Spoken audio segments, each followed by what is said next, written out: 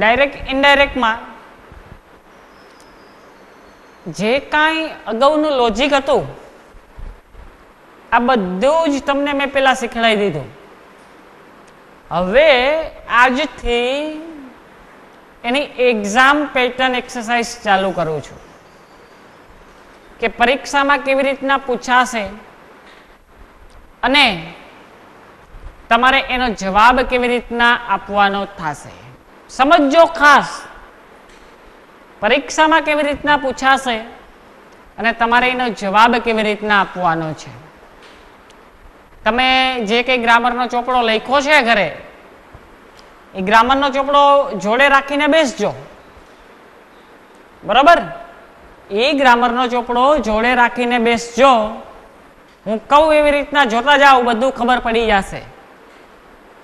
તમારી બુકમાં તમે એક્ઝામ પેટર્ન એક્સરસાઇઝ લખશો એટલે જ્યારે પણ તમે એ બુકને વાંચો છો ત્યારે એક્ઝામ પેટર્ન પણ એમાં વાંચવામાં આવશે. એક્ઝામ પેટર્ન વાંચવામાં આવશે એટલે જેથી કરી અને તમને ખબર પડશે કે આ લોજિકમાંથી આવી રીતના પૂછાય છે અને મારે પરીક્ષામાં આવી રીતના જવાબ આપવાનો છે, બરાબર? તમને લોકોને પરીક્ષામાં 3 માર્કની અંદર આવી રીતના એક એક્સરસાઇઝ આવશે.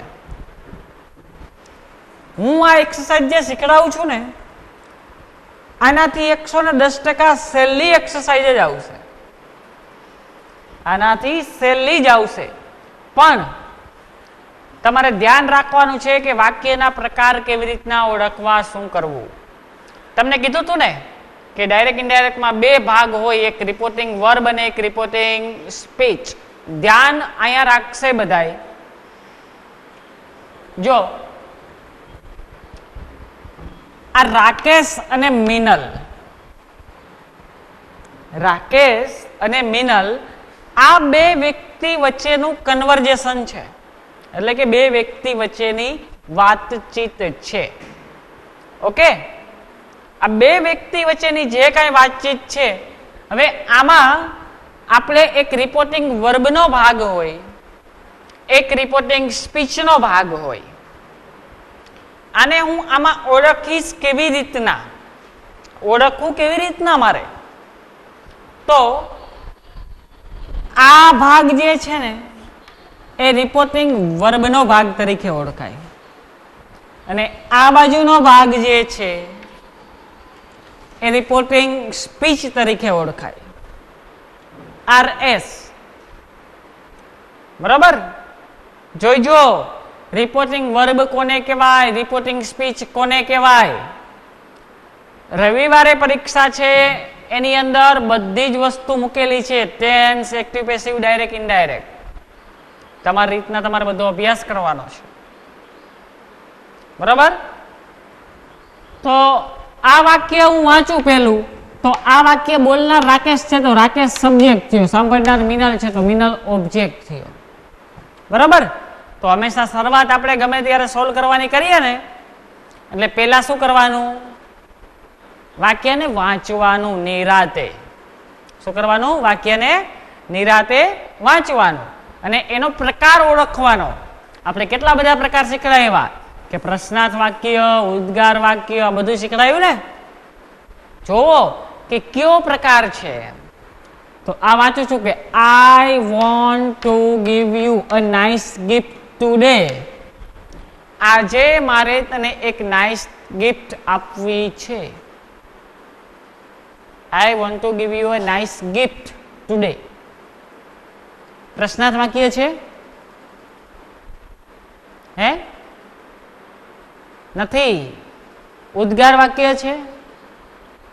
નથી. વાક્ય પ્લીઝ થી ચાલુ થયું છે? નથી થયું. લેટ્સ વાળું વાક્ય છે? નથી. વાક્ય કેવું છે? સાદું વાક્ય છે. કેવું છે? વાક્ય કેવું છે? સાદું. તો સાદા વાક્યમાં હંમેશા ટોલ્ડ મૂકવું. રિપોર્ટિંગ વર્બના સબ્જેક્ટ અને ઓબ્જેક્ટને જોડવામાં શું કરવું? ટોલ્ડ મૂકવું. તો આ રાકેશ છે એ સબ્જેક્ટ છે, આ ઓબ્જેક્ટ. તો અહીંયા શું લખીશ? Rakesh told Minal. અને કંજેક્શન સાદા વાક્યમાં that. Rakesh told Minal. કંજેક્શન સાદા વાક્યમાં that.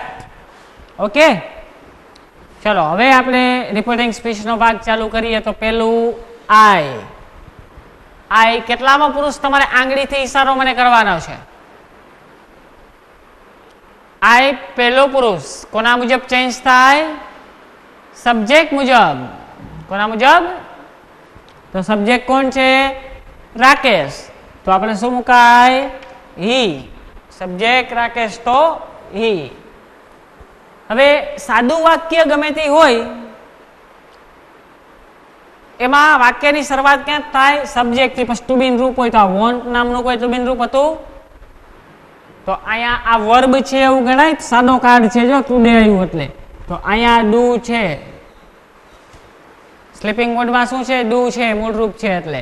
તો ડુ હોય પેલા કાર્ડ વાળી લાઈન હે તો આમ નીચેના કાર્ડ તરફ વહી જવાનું છે ને.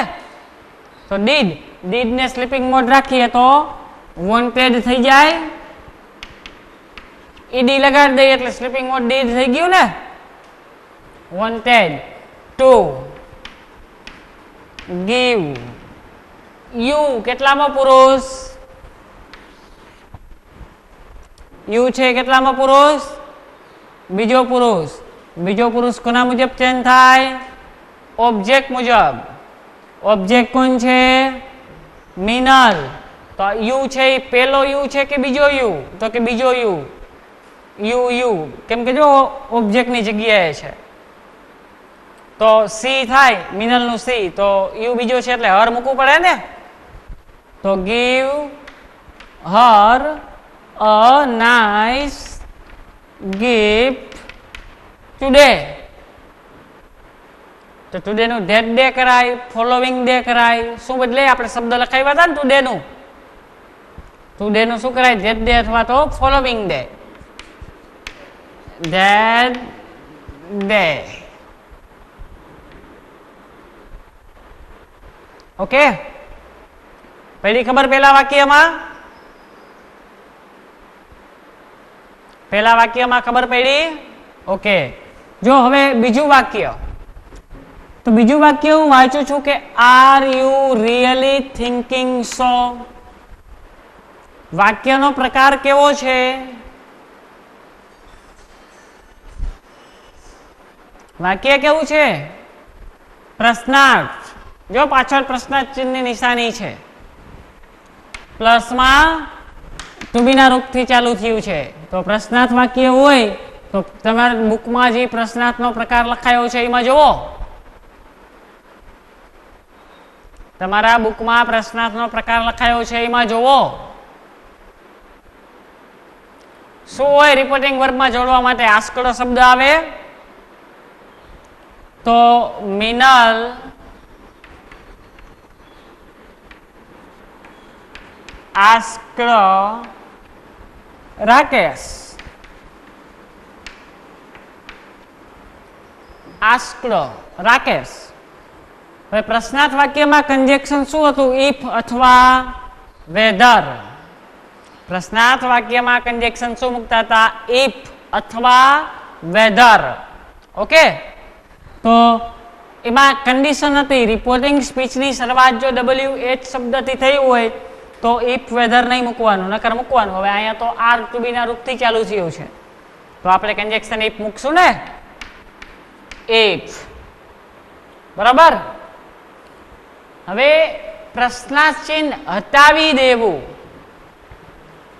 શું નિયમ હતો? પ્રશ્નાર્થ ચિહ્ન હટાવી દેવું. તો પ્રશ્નાર્થ વાક્યમાંથી સાદી વાક્યમાં લઈ જવું હોય તો ટુ બી નું રૂપ પાછળ લઈ જવાય, સબ્જેક્ટ આગળ લઈ લેવાય એટલે ચેન્જ થઈ ગયો. તો યુ આગળ લ્યો. યુ કેટલામાં પુરુષ? બીજો પુરુષ. બીજો પુરુષ કોના મુજબ ચેન્જ થાય? ઓબ્જેક્ટ મુજબ. તો આ સબ્જેક્ટ છે, આ ઓબ્જેક્ટ થાય ને. સાંભળનાર બોલનાર છે આ તો સબ્જેક્ટ, સાંભળનાર હોય ઓબ્જેક્ટ. તો રાકેશ એટલે હી. પછી આર છે, એમી આર નું ખાનું હોય તો નીચે તરફ આવે તો વોઝ વેર. તો હી આરે શું હોય? એક વચન હે એટલે વોઝ. પછી રિયલી, રિયલી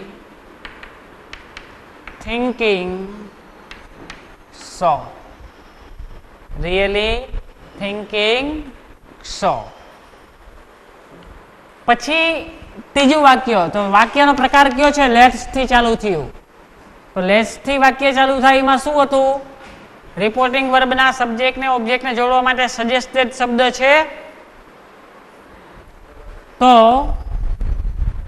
રાકેશ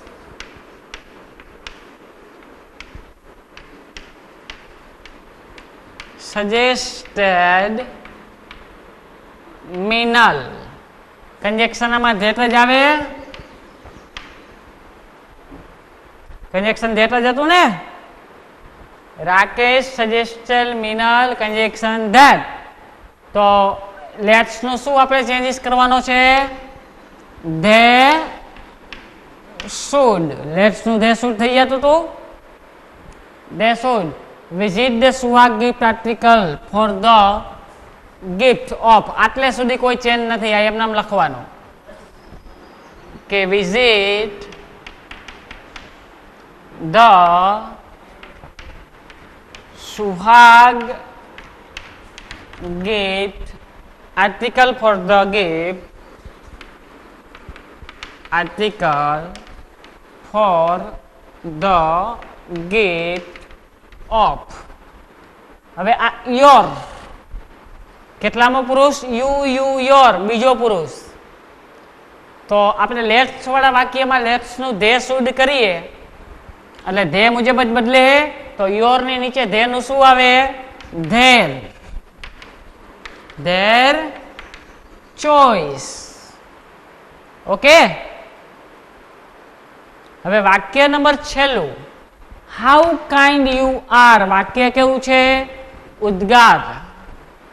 વાક્ય કેવું છે? ઉદ્ગાર વાક્ય છે. તો ઉદ્ગારમાં એક્સક્લેમ્ડ હતું ને,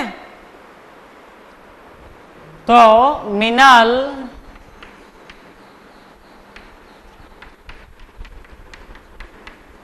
exclaimed રાકેશ. કંજેક્શન કેવું હોય એમાં? that. બરોબર. હવે ઉદ્ગાર વાક્યમાંથી તમે સબ્જેક્ટ ઓબ્જેક્ટ ગમે તે આગળ લઈ શકો, સબ્જેક્ટ ને એ બધું પાછળ હોય એટલે. તો યુ સબ્જેક્ટ છે. યુ કેટલામાં પુરુષ? બીજો. બીજો કેના મુજબ ચેન્જ થાય? ઓબ્જેક્ટ મુજબ. આ મિનલ બોલનાર છે તો રાકેશ સાંભળનાર હોય, તો રાકેશ એટલે હી. હવે એમ ઇજ આર વાળું ખાનું, એમાં નીચે આવો એટલે વોઝ વેર, તો ઈ આઈ રે વોઝ. અને હાઉ કાઇન્ડ.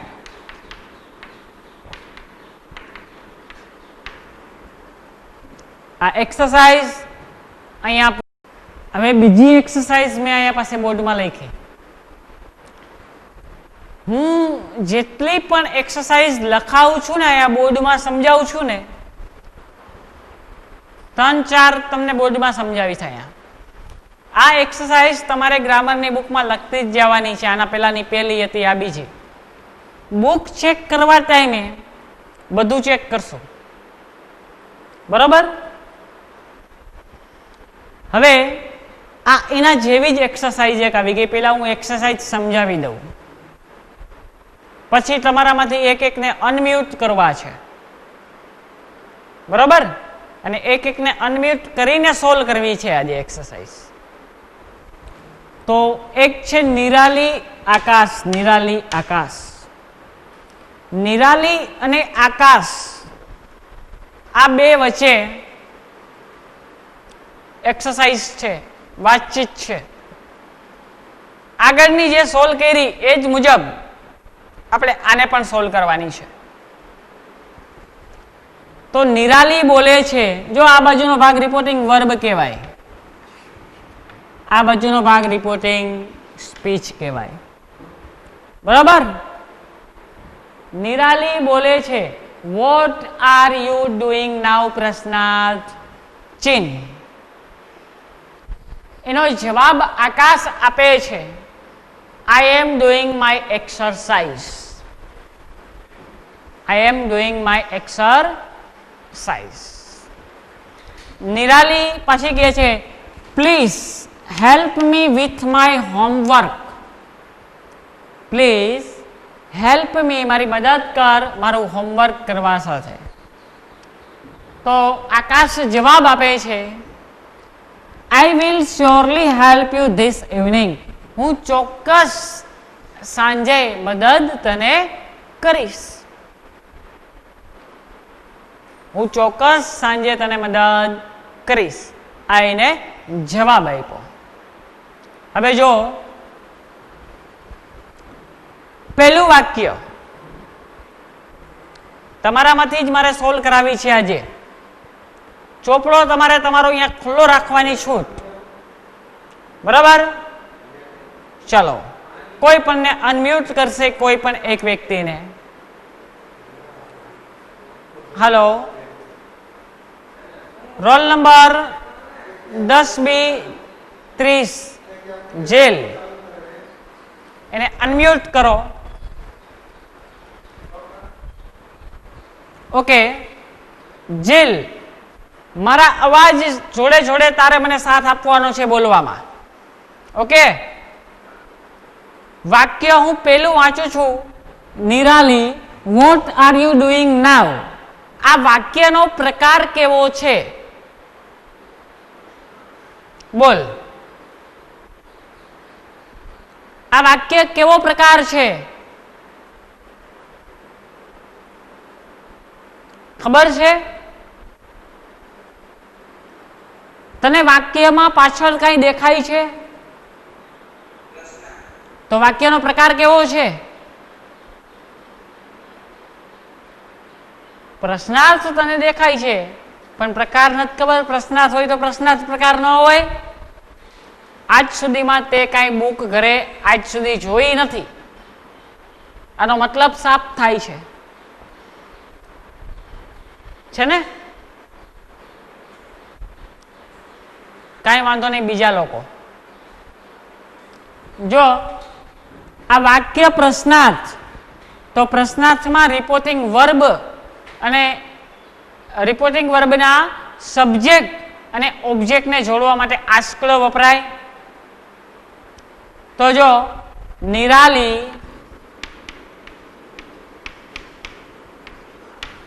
આસ્કડ, આકાશ, જે લાઈન જે બોલે છે એ સબ્જેક્ટ હોય, સાંભળે છે એ ઓબ્જેક્ટ હોય. તો સબ્જેક્ટ ને ઓબ્જેક્ટ આસ્કડ પ્રશ્નાર્થ છે. એટલે થઈ ગયું. કંજેક્શન ઇફ કે વેધર આવે પ્રશ્નાર્થમાં, પણ એની કન્ડિશન હોય. જો રિપોર્ટિંગ સ્પીચ, હાલો ભાઈ, આમાં પહેલા વાક્યમાં રિપોર્ટિંગ સ્પીચ શું છે? વાત તો રિપોર્ટિંગ સ્પીચ કોને કહેવાય? ખબર છે? તો તને ખબર શું છે?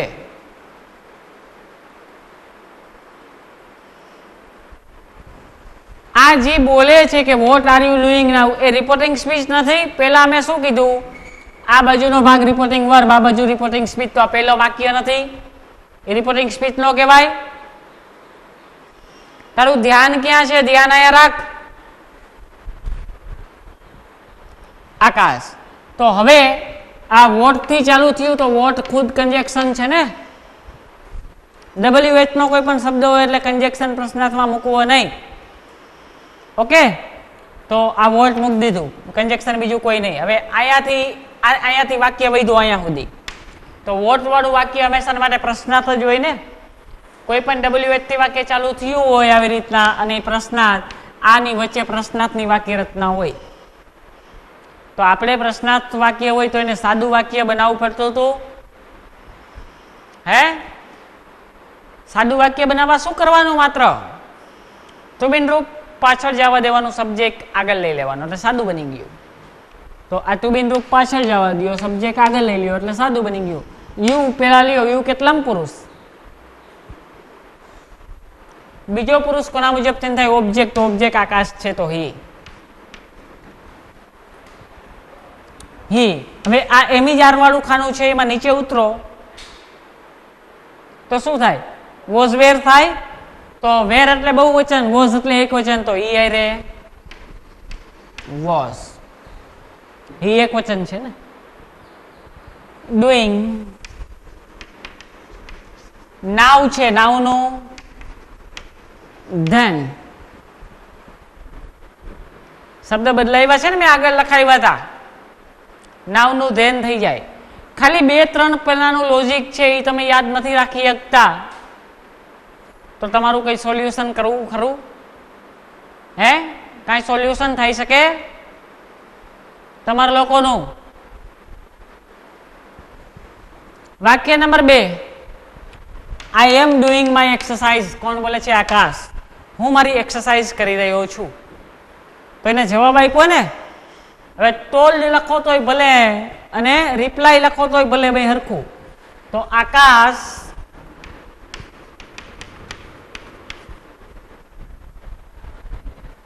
રિપ્લાઇડ લખો, હાલો. રિપ્લાઇડ નિરાલી. કંજેક્શન ધેટ, વાક્ય સાદું જ છે.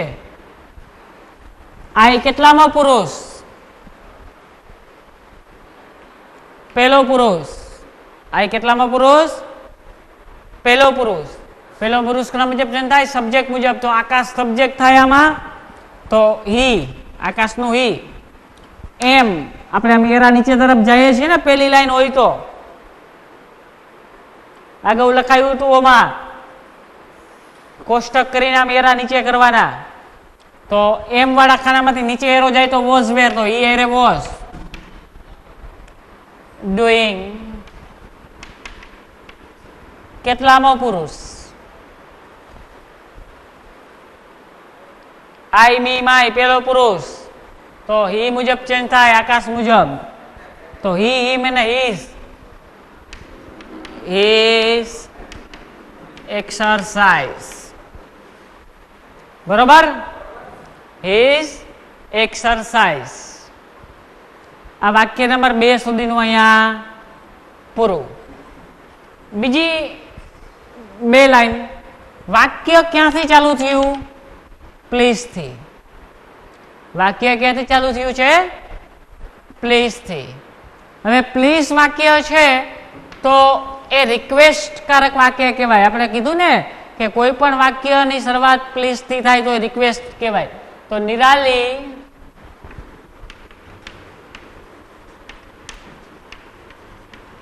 રિક્વેસ્ટેડ આકાશ. બરાબર. અને કંજેક્શન આમાં શું આવે? પ્લીઝ વાળું વાક્ય હોય તો ટુ. આપણે લખાયા હતા જો પ્રકાર, પ્લીઝ, એડવાઇસ, ઓર્ડર, એમાં કંજેક્શન ટુ હે. પડે ને ખબર? ચોપડા વાંચો, જોવો તો પડે, નકર કાંઈ ન પડે. તો ટુ. પ્લીઝ રિમૂવ થઈ જાય, આ તો નિયમ. હેલ્પ નું હેલ્પ. મી કેટલામો પુરુષ? આઈ મી પહેલો પુરુષ. પહેલો પુરુષ સબ્જેક્ટ મુજબ એટલે નિરાલી મુજબ, તો નિરાલી એટલે સી, તો સી હર થાય. હેલ્પ હર વિથ માય કેટલામો પુરુષ? પહેલો પુરુષ નિરાલી મુજબ, તો આઈ મી માય, તો નિરાલી એટલે સી, તો સી હર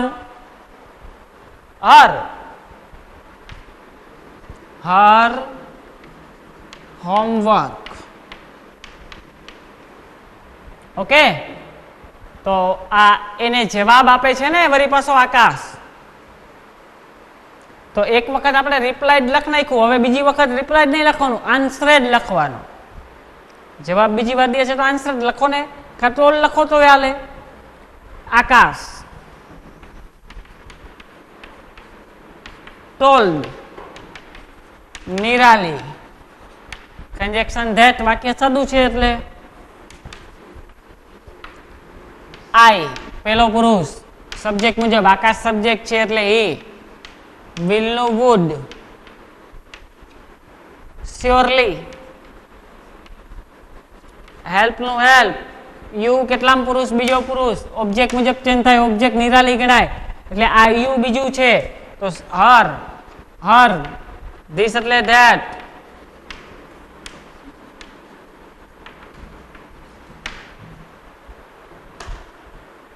થઈ ગયું